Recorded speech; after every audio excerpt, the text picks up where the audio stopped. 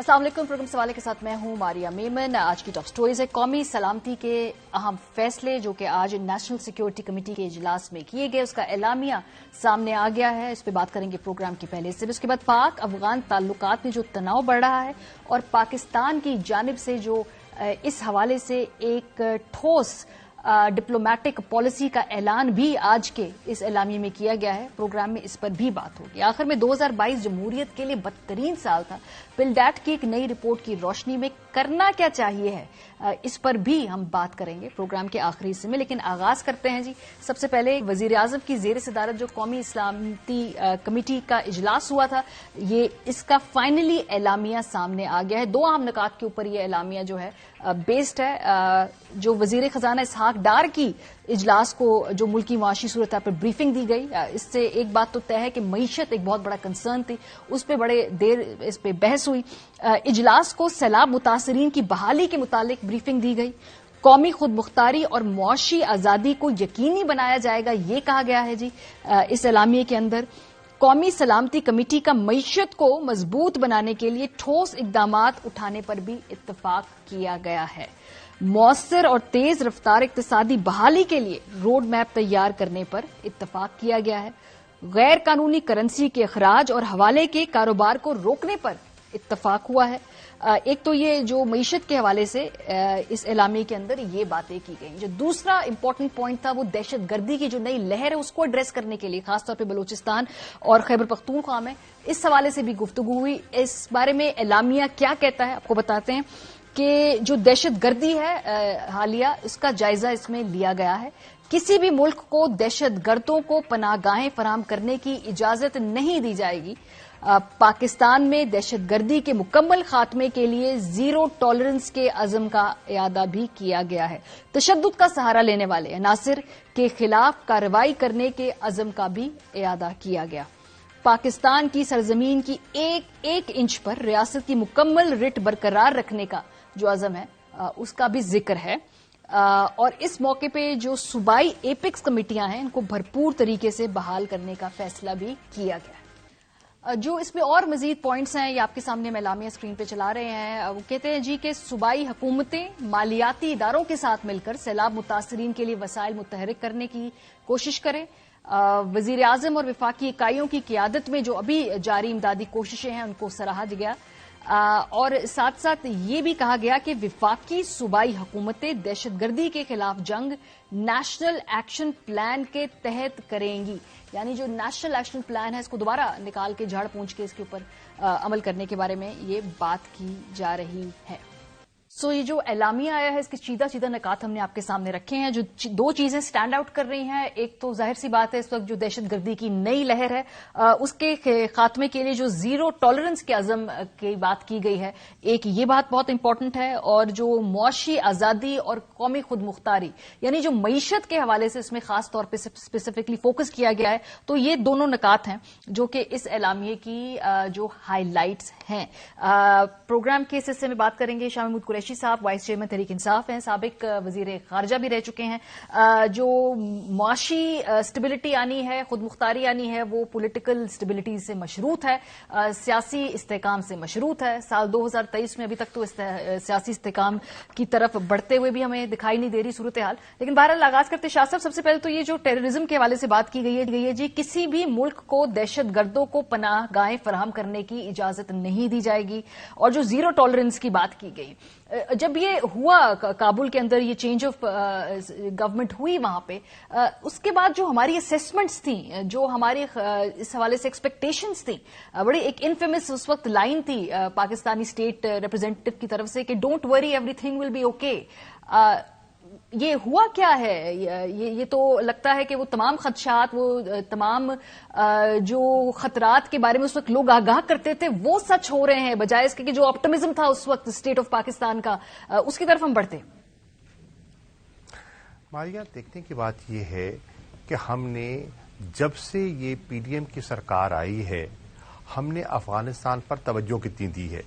मेरी नजर में पिछले 8 माह से अफगानिस्तान इस हुकूमत की नजरों से ओझल रहा है, जानते हुए कि इस वक्त सबसे गहरा असर जो पाकिस्तान की मईशत पर اور پاکستان کی جو کہتے ہیں نا سیاسی استحکام ہے، یا جس پہ آپ نے کہا کہ دہشت گردی کی نئی لہر جو ابھرتی ہوئی دکھائی دے رہی ہے، اس کا تعلق جڑتا ہے افغانستان کے ساتھ. اور آپ دیکھیں کہ 8 ماہ میں ہمارے وزیر خارجہ کو اتنی مہلت نہیں مل سکی کہ وہ ایک دورہ کر سکے افغانستان کے ساتھ اور جا کر معاملات کو آگے بڑھا سکے. دیکھیے، ہم نے افغانستان پر ہماری حکومت کی، پی ٹی آئی گورنمنٹ کی، عمران خان کی گورنمنٹ کی ایک پالیسی تھی. ہماری پالیسی کیا تھی؟ ہم کہہ رہے تھے کہ وہاں کوئی عسکری حل نہیں ہے، پولیٹیکل سولوشن چاہیے. ہم نے انٹرنیشنل کمیونٹی کو قائل کیا، انٹرنیشنل کمیونٹی قائل ہوئی. پیس پروسیس کا آغاز ہوا، ہم نے دوحہ پیس پروسیس پہ حصہ بنے اور کامیابی سے اگریمنٹ ہوا. اس کے بعد انخلا ہوا، انخلا میں ایویکویشن میں پاکستان نے پورا تعاون کیا اور دنیا نے پاکستان کی کارکردگی کی تعریف کی. اس کے بعد آپ چلیں، خدشہ تھا کہ جب یہ وہاں سے انخلا ہوگا کولیشن فورسز کا تو ایک نیا ہجوم آئے گا، 4-5 ملین نیا انفلکس آ جائے گا. الحمدللہ مینج کیا، نہیں آیا. خیال یہ تھا کہ یہ ریفیوجیز کے ساتھ ساتھ ایک دہشت گردی کی نئی لہر آئے گی، نہیں آئی، مینج ہوا. آج آپ دیکھ رہے ہیں کہ سب کچھ وہ درم برم ہو گیا کہ ان کا فوکس ہی نہیں ہے. ان کا فوکس سیاست پر ہے، جوڑ توڑ پر ہے.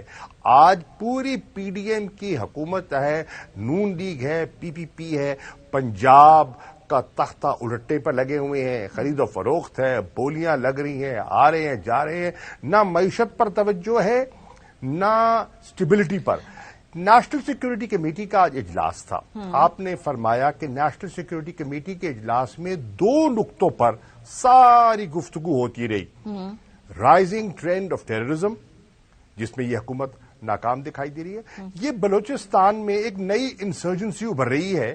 آپ کہہ رہے ہیں کہ ٹی ٹی پی اور بی ایل اے کا ایک نیکسس ہے، اور یہاں کیا ہو رہا ہے کہ بی اے پی کو پیپلز پارٹی میں کیسے ہم نے ضم کرنا ہے. یہ توجہ ہے آپ کی. سر، پرائیورٹیز کی بات میں آپ سے اگری کرتی ہوں. میں آپ سے اگری کرتی ہوں کہ اس وقت جو ملک کے پریسنگ ایشوز ہیں وہ یہ نہیں ہے کہ کس طریقے سے عمران خان کو سسٹم سے آؤٹ کیا جائے، یہ اس میں اگریمنٹ ہے. لیکن سر، یہ پہلی دفعہ نہیں ہوا ہے. جب اس طرح کے معاہدے ہوتے ہیں، جب اس طرح کے اسٹیٹ لیول پہ انگیجمنٹ ہوتی ہے، ہمیشہ شکایت رہتی ہے کہ پارلیمنٹ کے اندر جو ان کو اعتماد میں نہیں لیا جاتا. یہ جو معاہدے ہوتے ہیں کہ کس طرح سے واپس ریہیبلیٹیشن ہوگی، سر اس کے اوپر بھی اعتراضات ہیں خیر پختونخوا سے تعلق رکھنے والی اہم جماعتوں کی کہ بھئی یہ ہمیں اعتماد میں نہیں لیا گیا، اور شاید وہی جو ان کے خدشات تھے اب وہ سچ ہو رہے ہیں. میں عرض کروں ماریا بی بی، پہلی بات تو یہ ہے، مجھے یاد ہے کہ جب میں وزیر خارجہ تھا، جتنی جماعتیں اس وقت پارلیمنٹ میں ہیں ان کو دفتر خارجہ میں 1 سے زیادہ مرتبہ دعوت دی گئی، اور پوری افغانستان پر ہماری حکمت عملی، ہماری پالیسی، ہم نے کیا کھویا کیا پایا، ان کو اعتماد میں لیا، ان کو بریف کیا گیا. 1 نمبر 2، جتنے پارلیمنٹری لیڈرز ہیں ان کو ان کیمرہ 2 سیشن کیے گئے، جس میں اس وقت کے آرمی چیف اور اس وقت کے D G I S I موجود تھے. پوری بریفنگ ہوئی، پورا ان کو موقع دیا گیا، ان سے ان پٹ لی گئی. اس ان پٹ پر بھی کسی نے کوئی سلوشن نہیں بتایا. جو ہم پالیسی ہم نے اپنائی ہوئی تھی اس کا کوئی متبادل یا اس کی بہتری میں انہوں نے کوئی تجاویز نہیں دی. سیاسی نکتہ چینی، سیاسی پوائنٹ سکورنگ ضرور ہوئی، لیکن کوئی تجویز سامنے نہیں آئی. میں عرض کر رہا ہوں کہ پارلیمنٹ کو جو فورن ریلیشنز کمیٹی ہے، اسپیشل اجلاس بلایا گیا، ان کو بریفنگز دی گئی. ہم نے پارلیمنٹ کو اعتماد میں لیا، جو پارلیمنٹری کمیٹی اور نیشنل سیکورٹی ہے اس کو اعتماد میں لیا. اس کے علاوہ آج جس اکنامک اپنا نیشنل سیکورٹی کی بات کی جا رہی ہے، یہ پالیسی، نیشنل سیکورٹی کی پالیسی تو پاکستان کی تاریخ میں پہلی مرتبہ آئی ہے. اور کون لے کر آیا؟ تحریک انصاف کی حکومت. اور اس کا محور کیا تھا؟ Economic security.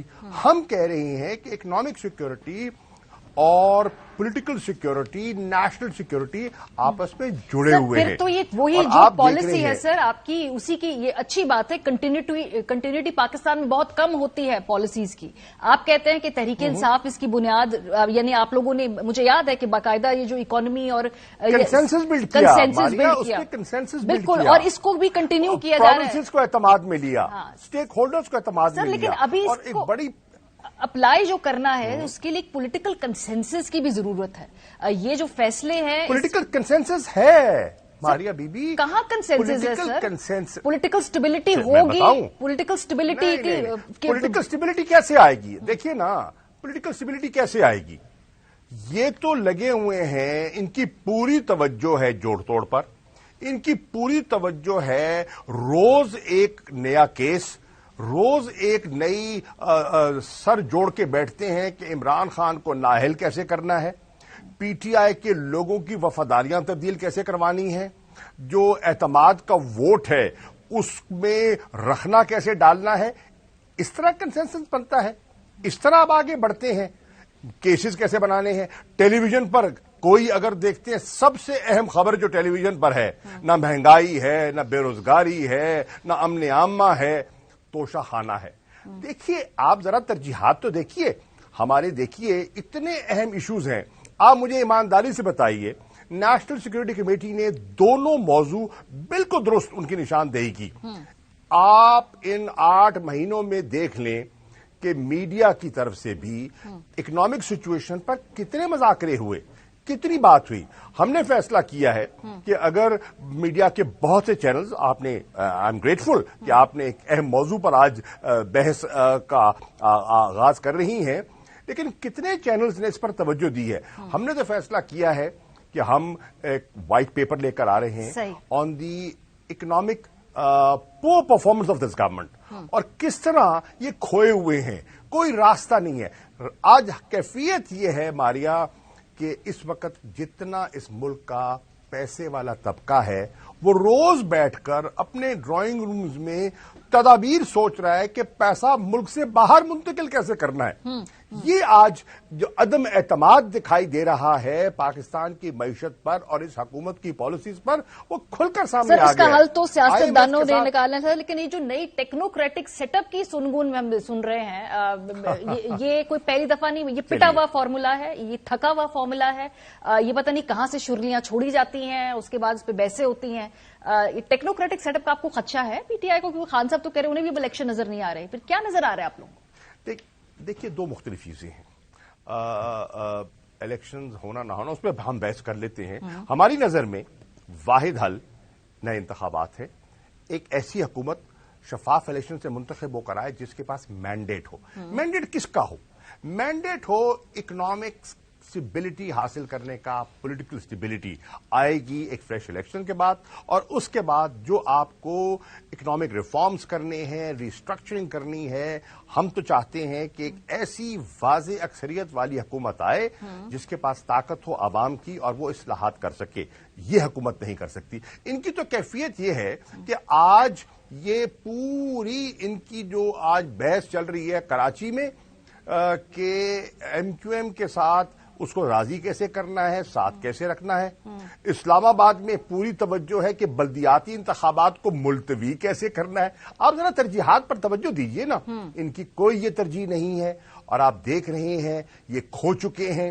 لوگ ان پر اعتماد نہیں کر رہے. ٹیکنوکریٹک گورنمنٹ کی بات آ جاتی ہے. ٹیکنوکریٹک گورنمنٹ, مجھے پہلے یہ بتائیے کیا آئین میں اس کی گنجائش ہے؟ اگر نہیں ہے تو کیسے کریں گے؟ سر پاکستان میں آئینی گنجائش سر بڑے بڑے کاموں کے لیے نکالی گئی. دوبارہ انتخاب کی بھی آئینی گنجائش نکالی گئی. وزیر اعظم کو اس ملک کے اندر جو ہے گھر بھیجنے کے لیے بھی آئینی گنجائشیں نکالی گئی. وہ بڑی بڑی مثالیں ہیں اس میں پاکستان میں, وہ کوئی ایشو نہیں. دیکھیے آپ صحیح کہہ رہی ہیں, آپ نے بالکل صحیح کہا, مثالیں موجود ہیں, آپ درست کہہ رہی ہیں.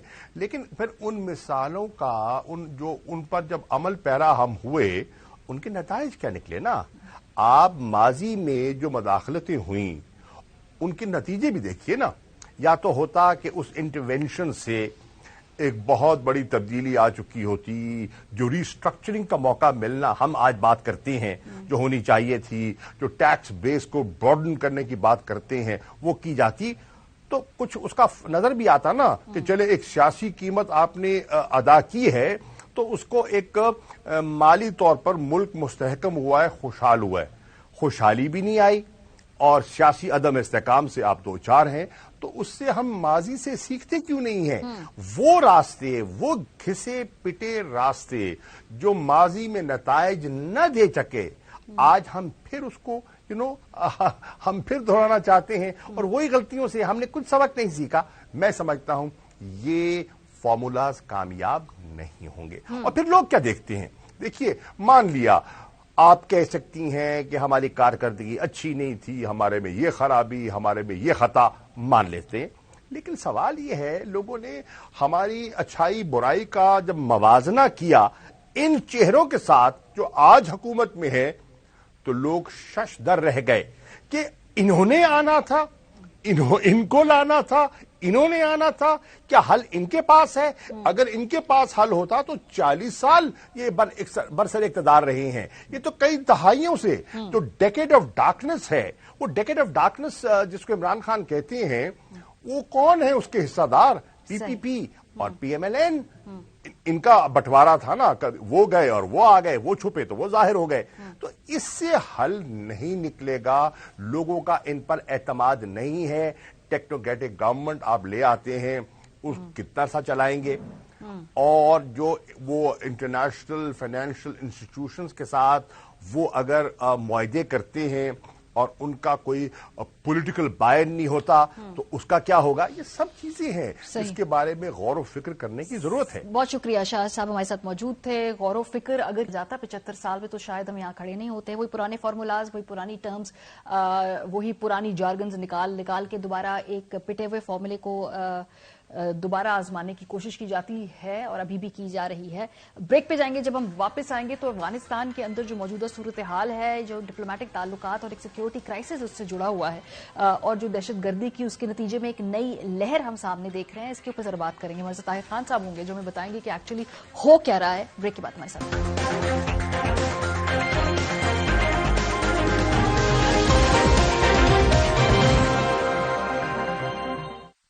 ویلکم بیک جی. قومی سلامتی کا اعلامیہ آ گیا ہے اور اس میں جو یہ بات کہی گئی ہے کہ ٹیررزم کے خلاف زیرو ٹالرنس پالیسی ہے اور پاکستان جو کوئی بھی ملک ہے اس کو دہشت گردوں کو پناہ گاہیں دینے یا فراہم کرنے کی اجازت نہیں دے گا.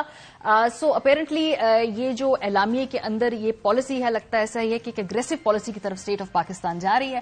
اس کا اندیا رانا ثناء اللہ صاحب نے ایک دن پہلے ایک ٹیلی ویژن انٹرویو پہ دے دیا تھا. اس کے بعد کافی ریاکشن بھی آیا افغان حکومت کی جانب سے. رانا ثناء اللہ صاحب نے 30 دسمبر کو یہ ایک پروگرام کے اندر کہا کہ بھائی اگر کہیں کوئی دہشت گرد کا ٹھکانہ ہے تو عالمی قانون کے مطابق ہمیں حق حاصل ہے کہ ہم اس پہ حملہ کریں. ایگزیکٹلی کہا کیا تھا رانا ثناء اللہ صاحب نے, ذرا آپ کو ہم سنواتے ہیں. دہشت گرد آپ پہ حملہ کرنے والا جو ہے وہ اپنی کسی جگہ سے بھی, اپنی جگہ سے یا اپنے ٹھکانے سے جو ہے وہ وار کرتا ہے تو وہ بین الاقوامی لا کے تحت بھی اور ادروائز بھی آپ کو یہ حق حاصل ہے کہ آپ اس کے اوپر جو ہے وہ آپ اٹیک کر سکتے ہیں. سب سے پہلے تو افغانستان کو, کیونکہ ہمارا وہ برادر اسلامی ملک ہے, ہم اسے کہیں گے کہ یہ ٹھکانے ہیں ان کو ختم کیا جائے اور ان لوگوں کو ہمارے حوالے کیا جائے, اور اگر آگے سے صوبہ نہیں ہوتا تو پھر یہ ساری چیزیں پھر ممکن ہے. 13 دسمبر کو بھی رانا ثناء اللہ صاحب نے ایک گفتگو کی اور اس میں انہوں نے کہا کہ یہ جو ہم سے وعدے کیے تھے افغان حکومت نے اور عالمی برادری کے ساتھ بھی کیے تھے, ٹی ٹی پی اور دیگر جو گروپس کے حوالے سے ایشورنسز دی گئی تھی, وہ پوری نہیں ہوئی اور ان کو روکنا چاہیے ہے. ذرا سنیے. افغان طالبان کا ان کو سپورٹ کرنا جو ہے ایک موقف ضرور ہے, میں اس سے انکاری نہیں ہوں. ہم بھی یہ چاہتے ہیں کہ جو تحریک طالبان افغانستان ہے وہ اس بارے میں جو اس کی کمٹمنٹس ہمارے ساتھ ہیں اور جو اس کی کمٹمنٹ جو ہے وہ انٹرنیشنل کمیونٹی کے ساتھ ہیں ان کو نبھائیں, اور وہاں پہ وہ ٹی ٹی پی ہو یا کوئی اور آرگنائزیشن ہو اسے اس قسم کی ایکٹیویٹیز کی نہ صرف اجازت نہ دے بلکہ ان کو جو ہے وہ پوری طرح سے جو ہے وہ روکیں. बहरहाल नेशनल सिक्योरिटी कमेटी के एलामिये से पहले राना साहब ने ये बात कर दी। अब ये वो इंटीरियर मिनिस्टर हैं, सिख डिप्लोमेटिक क्राइसिस खड़ा हो गया। अफगान तालिबान हुकूमत की जो वजारत दफा है उनकी तरफ से रद्दअमल सामने आया। उसमें उन्होंने कहा कि पाकिस्तान के वजीर दाखिला की तहरीक तालिबान पाकिस्तान के अफगानिस्तान में महफूज ठिकानों और अफगानिस्तान के अंदर मुमकिन कार्रवाइयों से मुताल्लिक बयानात इश्तियाल अंगेज और बेबुनियाद हैं। पाकिस्तानी अहदेदारों के ऐसे बयानात दोनों पड़ोसी ममालिक के ताल्लुकात को मुतासिर करते हैं। दरअसल टीटीपी के ठिकाने पाकिस्तान में ही मौजूद हैं। हम दरख्वास्त करते हैं कि तमाम मसाइल को बाहमी अफहाम तफहीम से हल किया जाए। आपको सिर्फ हम दिखाना चाहते हैं कि दहशतगर्द तंजीम तहरीक तालिबान पाकिस्तान की जानिब से जो सिक्योरिटी फोर्सेस पे हमले हैं उनमें किस तरह से इजाफा हुआ। ये कुछ हमने वाकयात और हालात जो है वो आपके सामने फैक्ट्स एंड फिगर्स की सूरत में रखने की कोशिश की है। 28 नवंबर 2022 को टीटीपी ने पाकिस्तानी फोर्सेस पर बड़े हमले शुरू करने का ऐलान किया। फिर 29 नवंबर को हमने देखा कि मर्दान में कांस्टेबल को शहीद किया गया, जिम्मेदारी टीटीपी ने कबूल की। 30 नवंबर को टीटीपी ने बलोचिस्तान कांस्टेबल की गाड़ी को खुदकुश हमले में निशाना बनाया और उसमें सिक्योरिटी एहलकार समेत 3 अफराद शहीद हुए। 30 नवंबर को हम देखते हैं कि पाकिस्तानी फोर्सेस पे जो है दोबारा अटैक होता है, फायरिंग का तबादला होता है, पाक आर्मी का एक जवान इसमें शहीद होता है। 1 दिसंबर को हमने देखा कि एक कॉन्वॉय है उस पर हमला किया जाता है जब वो आर्मी पब्लिक स्कूल वाना से वापस जा रहा था। 1 दिसंबर को हमने देखा कि मर्दान में एलीट फोर्स कमांडो के स्नाइपर को फायर से शहीद किया गया और इसकी भी बाकायदा जिम्मेदारी कबूल की गई। 3 दिसंबर को अकोड़ा खटक के इलाके में पुलिस वैन को निशाना बनाया गया, 3 पुलिस एहलकार शहीद किए, इस हमले की जिम्मेदारी भी कबूल की गई। 5 दिसंबर को शुमाली वजीरिस्तान में हमला होता है जिसमें सिपाही नासिर खान शहीद होते हैं।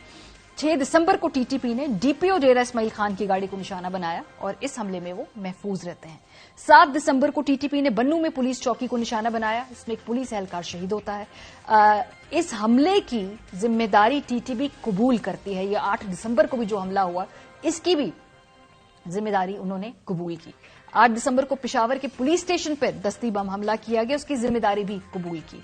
और 14 दिसंबर को हमने देखा कि एक हमला होता है, उसकी जिम्मेदारी भी कबूल करते हैं। 17-18 दिसंबर यानी कि आप देखें मोर और लेस ऑलमोस्ट हर रोज कहीं ना कहीं ये अटैक हो रहा है बड़ी कंसिस्टेंसी से और इसकी शिद्दत जो है, इसकी फ्रीक्वेंसी है बढ़ती जा रही है। 18 दिसंबर को हमने देखा कि सीटीडी के पुलिस स्टेशन में हमला किया जाता है, सिक्योरिटी एहलकारों को गैरकमाल बनाया जाता है। 19 दिसंबर को मीरान शाह के इलाके में पाक आर्मी की गाड़ी को निशाना बनाया जाता है। 19 दिसंबर को ही आईबी के एक इंस्पेक्टर को पेशावर में शहीद किया जाता है। 19 और 20 की दरमियानी शब को भी एक दहशतगर्दी का हमला किया जाता है। 23 दिसंबर को, 29 दिसंबर को, 30 दिसंबर को भी डेरा इस्माइल खान के पुलिस स्टेशन पर टीटीपी की जानिब से हमला किया जाता है। 31 दिसंबर को भी जो है एक झड़प होती है और 1 जनवरी को भी लकी मरवत में पुलिस की रैपिड रिस्पांस फोर्स के जवान को शहीद किया जाता है और इसकी जिम्मेदारी टीटीपी कबूल करती है। तो ये पूरा कॉन्टेक्स्ट है जी इस वक्त इस नेशनल सिक्योरिटी के एलामिये के सामने आने के बारे में। ताहिर खान साहब हमारे साथ मौजूद हैं। सर, एक तो सबसे बड़ी बात कि इंटीरियर मिनिस्टर का ये काम नहीं है कि वो इस तरह की सिक्योरिटी पॉलिसी के ऊपर टेलीविजन शोज के ऊपर ऐसे गैर जिम्मेदाराना बयान देते रहे हैं। ये वजारत दिफा या वजारत जो खारजा है उसका फर्ज है। राना सनाउल्लाह साहब मेरा ख्याल है फ्लो में ये बात कह गए या शायद उन्हें कहा गया कि आपने ये बात कहनी है। बहरहाल एक डिप्लोमेटिक क्राइसिस बन गया। उसके बाद इसको जरा एड्रेस करें कि ये किस तरफ जाती हुई आपको सूरत हाल दिखाई दे रही है। तालिबान की जो हुकूमत का रद्दअमल आया उसके बाद। बहुत शुक्रिया, बिल्कुल आपने सही कहा।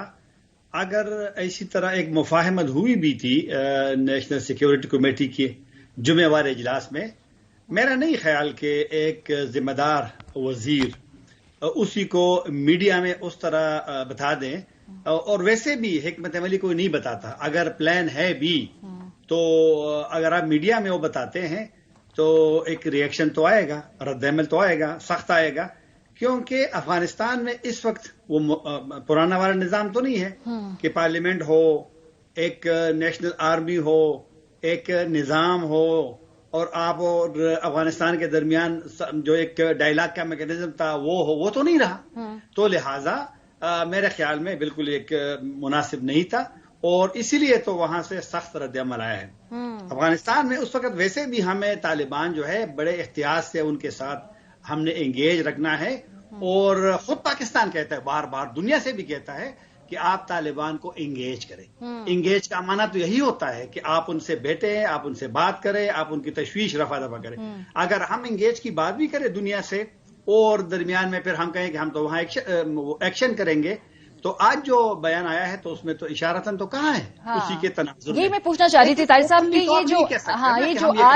یہ جو آج بات کی گئی ہے کہ دہشت گردی کے خاتمے کے لیے زیرو ٹالرنس ہے، کسی بھی ملک کو دہشت گردوں کو پناہ گاہیں فراہم کرنے کی اجازت نہیں دی جائے گی، تشدد کا سہارا لینے والے عناصر کے خلاف کارروائی کرنے کا جو عزم ہے اس کی بات کی. لگ کیا رہا ہے آپ کو کہ یہ کس طرف جا رہی ہے بات؟ پاکستان کو تو اس میں تو کوئی شک نہیں ہے کہ اس وقت سیکیورٹی کا ایک بڑا مسئلہ درپیش ہے، لیکن اس کو میرے خیال میں بڑے اس سے لینا پڑے گا احتیاط سے.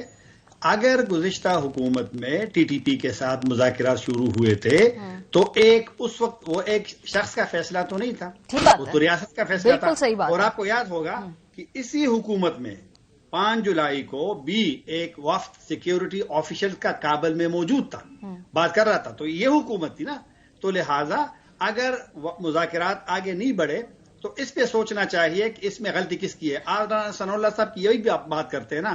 میں جب جولائی میں تھا وہاں پہ میں اس کے وزیر داخلہ سے جب میں ملا افغانستان کے، تو اس وقت بھی رانا ثناء اللہ صاحب کا ایک بیان آیا تھا کہ جی مذاکرات ہوں گے تو آئین اور یہ فلاں، بالکل آئین کے مطابق ہوں گے، لیکن کچھ چیزیں چونکہ حساس معاملہ ہے اور افغان طالبان کی حکومت سہولت کاری کر رہا تھا، میزبانی کر رہا تھا، پاکستان کا مدد کر رہا تھا، تو لہٰذا یہ جو اسی بیان میں تو وہ آ گیا ہے. لیکن میرے خیال میں بیانات میں جتنا ایک کیئر ہو، احتیاط ہو، کیونکہ طالبان میری نظر میں اس طرح ریئیکٹ کریں گے جس طرح کہ چمن میں کیا تھا، حالانکہ چمن میں بالکل ایک الگ موضوع تھا. ٹھیک بات ہے، لیکن طاہر صاحب دیکھیے پرابلم یہ ہے کہ میں نے ابھی جو پوری ایک ٹائم لائن بتائی ہے کہ گزشتہ 1 مہینے کے اندر کتنی شدت بڑھ گئی ہے سر، فریکوینسی بڑھ گئی. پاکستان کے کنسرنز بالکل لیجٹ ہیں، کیا ان کو ایڈریس کیا جا رہا ہے؟ کہیں کابل میں اس بات کی سیریسنس آپ کو دکھائی دے رہی ہے کہ پاکستان نے جو کئی معاملات پہ انگیج کرتا ہے آن بہاف آف افغان حکومت، اگر ان کے اپنے سیکیورٹی کرائسس کھڑے ہو جائیں گے تو ان کو کوئی دور کرنا، اس میں کوئی کانفیڈنس بلڈنگ میئر کرنا، تو سر کچھ کابل کی بھی تو ذمہ داری ہے. کیا آپ کو وہاں لگتا ہے ذمہ داری کا احساس ہے؟ بالکل، ان کو یہ بالکل آپ نے صحیح کہا، اور ان کی ذمہ داری بھی ہے، ان کی دنیا سے اور پاکستان سے وعدے بھی ہیں، اور ان کے یہ میرے خیال میں مفاد میں بھی ہے کہ وہ جو انہوں نے وعدے کیے ان کو پورا کرے. پاکستان اگر یہ بات کرتا ہے، وہ کہ میری اور آپ کی رائے میں تھوڑا سا جو جس طریقے سے ہم لوگ اس کو لے رہے ہیں نہیں لینا چاہیے، لیکن یہ تو پاکستان کے لیے تو مشکل پیدا ہوا ہے. اور میرے خیال میں افغان طالبان کا بار بار تردید کرنا کہ ٹی ٹی پی وہاں نہیں ہے، دنیا بھی اور پاکستان بھی ان کو نہیں مانے گا، کیونکہ پاکستان کو تو ایشو ہے. ابھی چند دن پہلے جو کرم میں ہوا حملہ، اس میں 3 فوجی شہید ہوئے، تو وہ تو وہاں سے حملہ ہوا اور بیان میں بھی آیا تھا، اس سے پہلے بھی حملے ہوئے. افغان طالبان اگر اس مسئلے کو سنجیدہ نہیں لیں گے تو پھر تو پاکستان کو خود ایک موقع دیں گے کہ وہ ریئیکٹ کرے، کیونکہ پاکستان کے اندر اگر تشدد کے واقعات میں اضافہ ہو تو یہاں پر ایک پریشر تو بڑھے گا حکومت پہ بھی، پھر اداروں پہ بھی. تو پھر میرے خیال میں افغان طالبان اگر ابھی ان حالات کا ادراک نہیں کرتے، حساسیت کو وہ نہیں سمجھتے، تو میرے خیال میں ان کے لیے بھی چاہتے کیا ہے، مطلب کہ پاکستان سے وہ کیا چاہتے ہیں، اور اس کے بدلے میں وہ کیا حصہ ہوگا کہ بھئی ہم ایٹ لیسٹ وہاں پہ جو ہمارے خدشات ہیں ان کو وہ ایڈریس کریں. مسئلہ کیا ہے؟ یہ مسئلہ افغان طالبان کا یہ ہے کہ وہ نہیں ہوتا جو لوگ کہتے ہیں کہ ڈینائل موڈ جو ہوتا ہے کہ بس آپ ہر چیز کی تردید کریں گے. دنیا ان سے کہتی ہے کہ آپ لڑکیوں کی تعلیم کو نہ بند کریں، آپ جو خواتین کا آپ نے روزگار پہ پابندی لگائی ہے وہ نہ کریں. القاعدہ کے سربراہ وہاں پر 31 جولائی کو مارے گئے، آپ نے وعدہ خلاف ورزی کی، ٹی ٹی پی وہاں موجود ہے، کسی بھی چیز کو وہ نہیں مانتے. یہی تو ایک چیلنج ہے ہمارے لیے. سر پھر ایسے اس طرح کی سوچ سے کیسے گفتگو ہوئی، اس سوچ سے ڈپلومیٹکلی کیسے انگیج کیا؟ بالکل یہی ہے، لیکن دیکھیں نا دنیا کو مایوسی ہے، لیکن آج بھی وہاں پہ جو اقوام متحدہ کے دفتر کا نمائندہ ہے وہ سراج الدین حقانی سے ملا ہے کہ جو ہو رہا ہے افغانستان میں ٹھیک نہیں ہو رہا. ابھی چند دن بعد یونائٹڈ نیشن کا اسپیشل نمائندہ وہاں آنے والا ہے کہ آپ جو خواتین کے ساتھ کر رہے یہ غلط ہے. کیونکہ وہ میری نظر میں طالبان کو جب دنیا نے تھوڑا سا ایک لحاظ سے نظر انداز کیا ہے، تسلیم نہیں کیا ہے، تو ایک وہاں سے ایک مایوسی وہاں پر وہ زیادہ ہو رہی ہے. اور آپ کو یاد ہوگا جب 2001 میں ملا عمر نے فیصلہ کیا کہ بامیان میں وہ جو مجسمے ہیں بدھا ہے ان کو ہم نے تباہ کرنا ہے، تو وہ تو طالبان تو 1996 میں آئے تھے جو پہلی حکومت تھی، لیکن 2001 میں اس بدھا کو ختم کر دیا، اس لیے کہ تھوڑی سی مایوسی ان کی بڑھ رہی تھی. تو میں وہی کہہ رہا ہوں کہ ہمیں ایک بہت ہی مشکل صورتحال کا اب سامنا ہے افغانستان میں. تو اب ہمارا امتحان ہے نا ہمارے اداروں کا، ہماری حکومت کا، کہ کس طریقے سے، بالکل آپ صحیح کہہ رہے ہیں کہ طالبان کو کیوں محسوس، وہ انہوں نے تو کل بیان میں کہہ دیا کہ وہاں تو ہے نہیں ٹی ٹی پی. سر لیکن اتنے بڑے امتحان میں نہ ڈالے پاکستان کو کہ ہر روز وہاں سے کوئی شدت پسندی یا کوئی ہمارے جوانوں کی جانے جائیں، وہ شہید ہوں. سر اتنا بڑا امتحان نہ لینا پھر کہ صورتحال کوئی اس امتحان دینے کے ہم وہ نہ رہیں، ہمارے پاس لیوریج نہ ہو کہ ہم وہ اتنے بڑے امتحان دیں ان کی محبت میں. بالکل آپ نے صحیح کہا، یہی تو میں کہہ رہا ہوں بار بار کہ طالبان کو یہ احساس کرنا پڑے گا، یہ ان کی مجبوری بھی ہوگی کہ اگر آپ لوگوں نے خود وعدہ کیا ہے کہ آپ زمین کو استعمال نہیں کرنے دیں گے، اور روزانہ اگر پاکستان، آپ نے صحیح وہ عدد شمار بتائے ہیں، تو لہٰذا اگر یہ والی صورتحال رہی تو میں نے کہا تو پاکستان تو پھر ریئیکٹ کرے گا. اور پاکستان نے ماضی میں بھی کسی حد تک کیا ہے، پونڑ پہ کبھی کبھی سر کافی ریسٹرینٹ بھی کیا، کافی صبر بھی دکھایا. اس کے بعد بہرحال لگتا ہے کہ جب گزشتہ ایک مہینے میں بڑے تواتر سے واقعات ہو رہے ہیں تو آج یہ اسٹیٹمنٹ سامنے آئی. بہت شکریہ طاہر خان ہمارے ساتھ موجود تھے. ایز یوزول افغان کا جو کمپلیکس پرابلم ہے اس کو بڑی آسانی سے طاہر صاحب کوشش کرتے ہیں کہ عام فہم زبان میں ہمیں سمجھا سکیں. جو 2022 کا سال ہے وہ جمہوریت کے لیے مایوس کن سال تھا، یہ پل ڈیٹ کی نئی رپورٹ کہتی ہے. بریک کے بعد اس رپورٹ میں اور کیا کیا کہا گیا ہے آپ کے ساتھ شیئر کریں گے. آپ لوگ ہمارے ساتھ رہیے.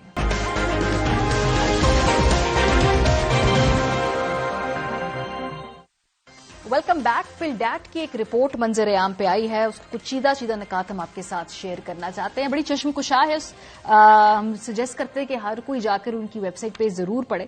پورا پوسٹ مارٹم کیا ہے پاکستان کی جو جمہوری سفر ہے، اور خاص طور پہ 2021 کے بعد سے 2022 کا سال کیسا رہا، اس کی یہ پوری چارج شیٹ ہے. پل ڈیٹ کی رپورٹ کہتی کیا ہے؟ یہ کہتی ہے کہ گزشتہ 70 برس میں اسٹیبلشمنٹ کی سیاستدانوں کے ساتھ مل کر کھیلی جانے والی چالیں 2022 میں ایک ایک کر کے بے نقاب ہوئی.